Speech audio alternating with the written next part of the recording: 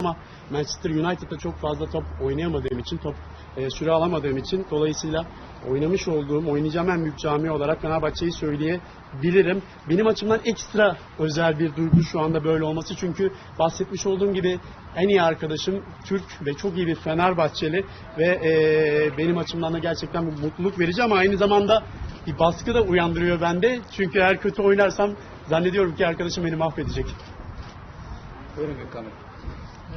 Kariyeri boyunca aslında saf bir mevkiye bağlı kalmadı. Forvet arkası, kanatlarda gördük, santrfor pozisyonunda gördük. Kendisini en iyi performansını gösterdiği mevkiyi nasıl tanımlar? Nerede hissediyor? So when we looked your position when you're playing on a pitch, we didn't see you in an exact or specific position. Sometimes you played as a second striker behind a striker. Sometimes you played as a winger. Sometimes you played as a striker. So how can you describe yourself to play much better when you're feeling much better when you're playing on a position from this? No, I've always been a striker, but I'm very versatile. So I can play down the middle and as a 10 in Bournemouth. I had a very good spell and played as a 10 behind Callum Wilson. I've played on the left in a 4-3-3 for Bournemouth and for Watford, and also in my youth for academy in United. I've played a lot on the left and down the middle.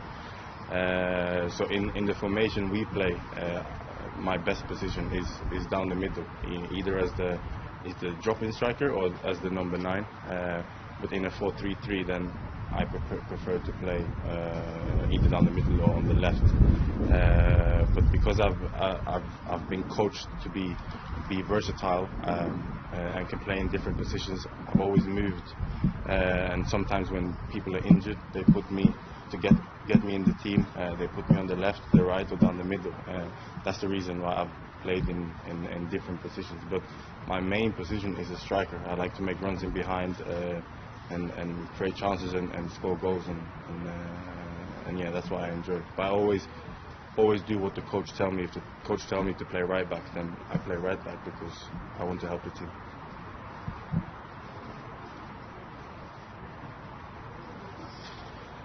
Açıkçası genel anlamda ben her zaman santrafor oynamıştım ama aynı zamanda çok yönlü bir oyuncu olduğumu da söyleyebilirim. Bournemouth'tayken daha çok 10 numara pozisyonunda da oynamıştım ve 4-3-3 formasyonunda oynarken sol tarafta da oynamıştım. Hem Bournemouth'ta hem de Watford'da sol tarafta da oynamıştım.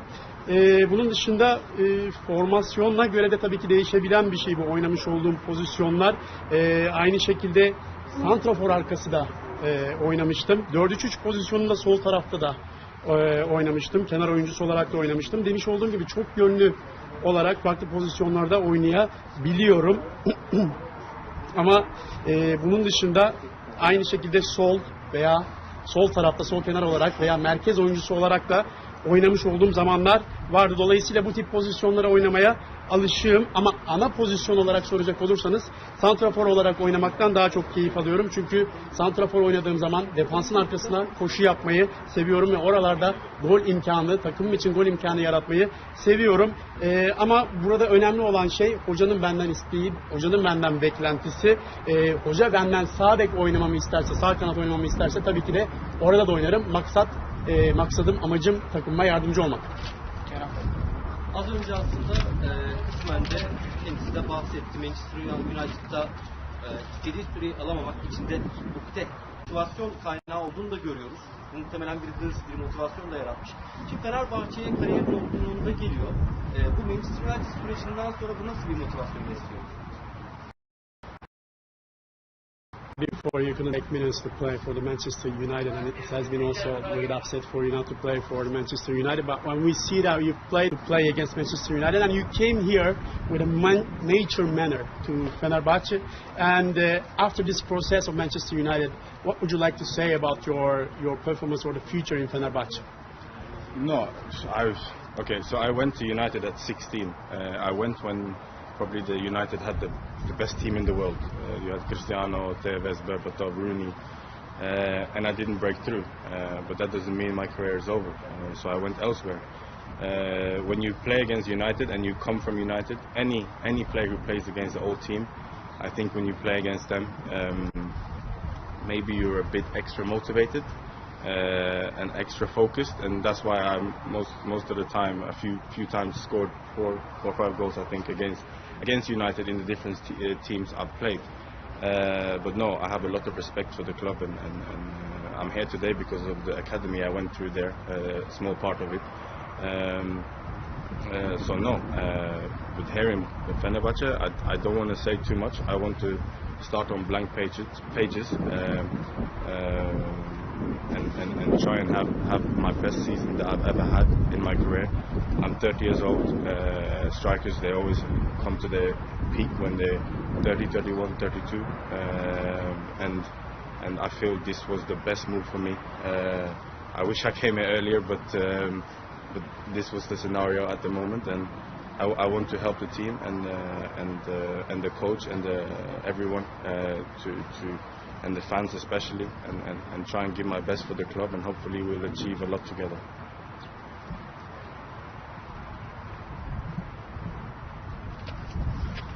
Ben Manchester United'a 16 yaşındayken gitmiştim ve siz de takdir edersiniz ki o dönemki Manchester United'ın kadrosu oldukça iyi bir kadroydu. Dünyanın en iyi kadrosu diyebilirim. Ronaldo vardı, Berbatov vardı, Tevez vardı, Rooney vardı. Bu tip oyuncular vardı o dönemde. Dolayısıyla benim de o kadroda yer bulma şansım bir anlamda zor olmuştu.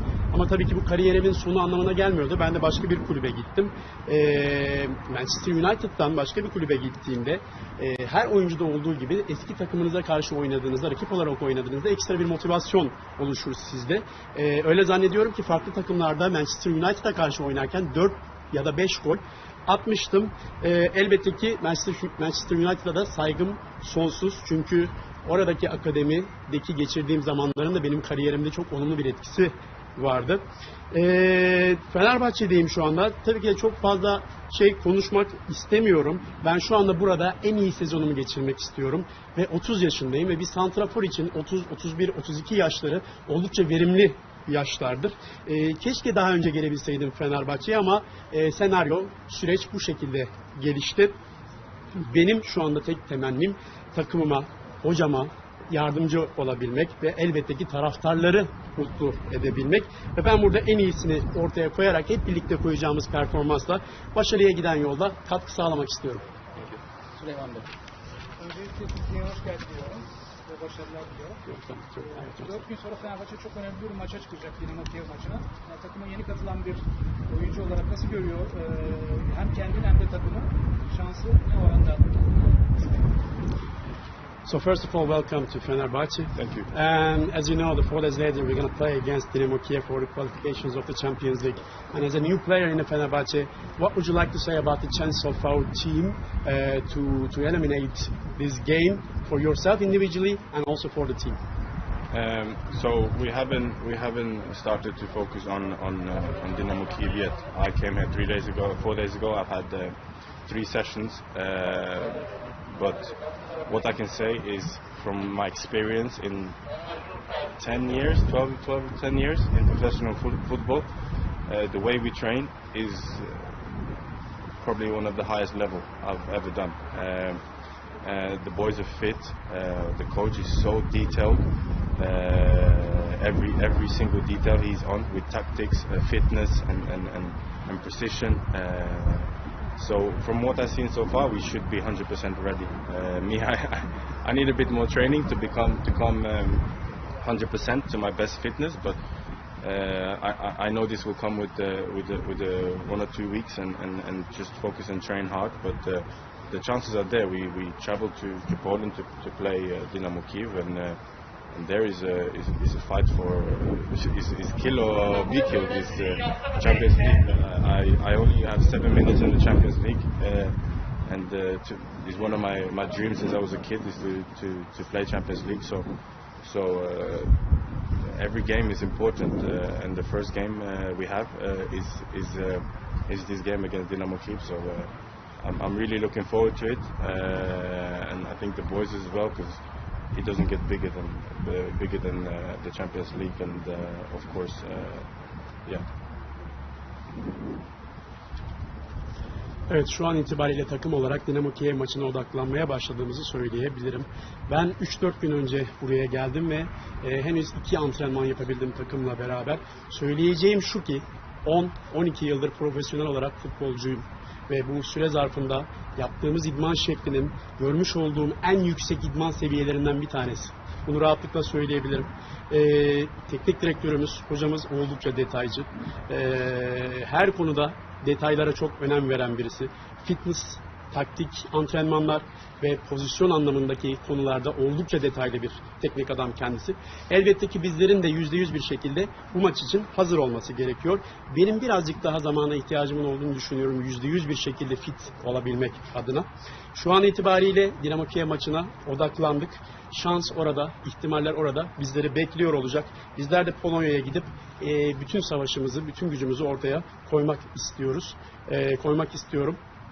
Benim Şampiyonlar Ligi'nde toplam 7 dakikalık bir sürem var ve çocukluğumdan bu yana hayalim Şampiyonlar Ligi'nde top koşturmak.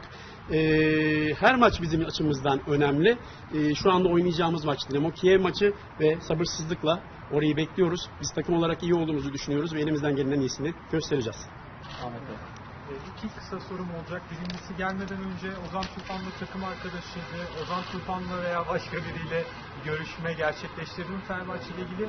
Bir de şunu sormak istiyorum. Premier Lig'den son yıllarda gelen oyuncular bu ligi ciddiye aldıklarında çok iyi izler bıraktığını görüyoruz ama biraz küçümsemeyi gördüğümüzde de çok hayal kırıklığı performanslar görüyoruz. Bu lig hakkında ne kadar bilgiye sahip? Bunu da soralım. So he has two short questions. The first question is that Ozan Tufan was your teammate when you were playing in Watford. Did you talk to him or anyone else before you came here? The second question is that the player who comes from Premier League, when they take serious the Turkish division, they are showing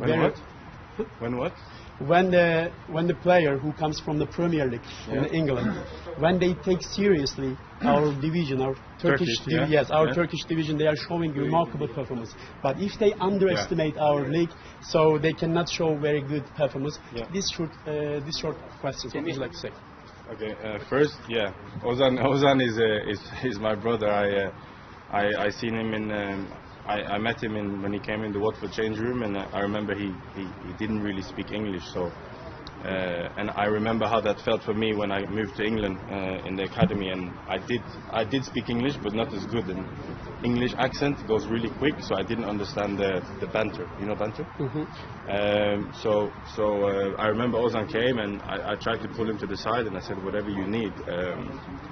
Just ask me, and then I took him to Turkish restaurants, introduced him to some Turkish people who's well known in London, and from there we just became friends. And I think it was around after 2-3 months I asked him about Fenerbahçe, because I knew that there was some talks from the last summer, and all things he had to say was this would be perfect for you, as in Fenerbahçe the club. And he told me like when he comes back he will speak to the people, and then we kept in contact after he went back in January, and now I'm here. Ozan, I have a lot of respect for Ozan. He's a quality player, and I wish him the best in Hull. I got a friend, even though he was just for 4 months, but I have a lot of respect for him, and he only spoke good about Fenerbahçe. I'm happy for that. The second question, what was that? The player who comes from the Premier League. Yeah. Okay. No. So I think the problem with this is the mentality. I think the lifestyle in Istanbul and the way the people treat people is so amazing, and it can happen that you fall off and you forget the work ethic. My mentality is very different. I know you had a few Norwegian people who played here before. Yes, I'm Norwegian, but I played in Premier League for a long time, but I'm Norwegian, and you have Martin Linnes who played, and Omar and Sørloth who played, and they all did well for their clubs. And me, I have the same mentality. I think when you come to such a big club with such a great manager as well, with all the fans who has this club as a second religion, or like love the club so much, then the least you can do is give everything on the training pitch, and give everything for the club. I didn't come here for a holiday and put cigar in my mouth. No, I came here to try and achieve something with the club and improve as a player. And after I've been here the 4 days, I'm not 1% doubt that I made the right choice.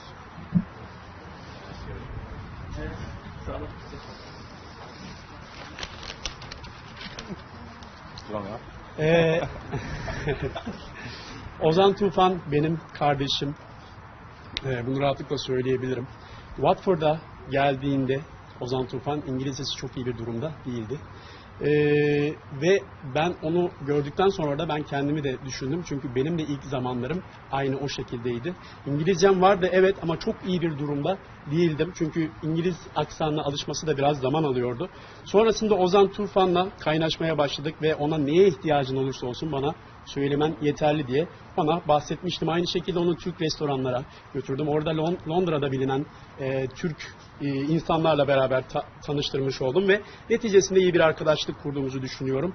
2-3 ay sonrasında da ona Fenerbahçe'yi sordum. Buranın nasıl bir yer olduğunu sordum ve senin Fenerbahçe'ye gitmenin mükemmel olacağını bana aynen bu şekilde iletmişti ve bundan sonraki süreçte de kontağımız her zaman, iletişimimiz her zaman devam etti ve hatırlarsanız Ocak'ta zaten o geri dönmüştü. Ben kendisine çok saygı duyuyorum. Gerçekten kaliteli bir futbolcu ve onun için de elbette en iyisini diliyorum şu anda. Hull'de kendisi ve orada en iyisini diliyorum onun için. Ben şöyle düşünüyorum açıkçası. Ona saygı duyuyorum ve onun için aynı şekilde iyi şeyler diliyorum, güzel şeyler diliyorum takımında. İkinci sorunuza gelecek olursak açıkçası bu mental bir durum, mental bir problemle alakalı bir şey. Sizin yaşam şeklinizle alakalı olan bir şey. Dolayısıyla bunları daha çok düşünüp, yaşam tarzını daha çok düşünüp eğer iş etiğini aksatırsanız bu sizin için bir problem olabiliyor. Ben de aynı şekilde burada daha önceden oynayan oyuncuları da iyi biliyorum. Onların performanslarını da oldukça iyi hatırlıyorum. Aynı şekilde Lines, Omar, Sörloth bu oyuncular buraya geldikten sonra çok yüksek seviyede performans gösterdiler. Takımlarına yardımcı oldular, iyi işler yaptılar. Ben de aynı mentaliteye sahibim ve büyük bir hırsla ben de burada çalışmak istiyorum. Aynı şekilde çok iyi bir hocaya sahibiz. Çok büyük bir camiada olduğumu çok rahatlıkla söyleyebilirim. Bunun yanı sıra taraftarlarımız oldukça tutkulular. Tıpkı ikinci bir din gibi Fenerbahçe'ye tutkuyla sarılıyorlar ve kulübü çok fazla seviyorlar. Ben de burada olduğum müddetçe her şeyi vermek istiyorum. Ben buraya dudaklarımın arasında proyu almak için ya da burada tatil yapmak için değilim. Burada bulunmuyorum bu sebepten dolayı. Ben buraya başarmak için geldim ve bunun için de çok mutluyum. Şu an verdiğim karardan dolayı %1 dahi bile bir şüphem yok. Çok teşekkür ediyoruz arkadaşlar. Katılımlar için teşekkürler. Benim? Ya. İki fotoğraf istiyoruz. İki fotoğraf.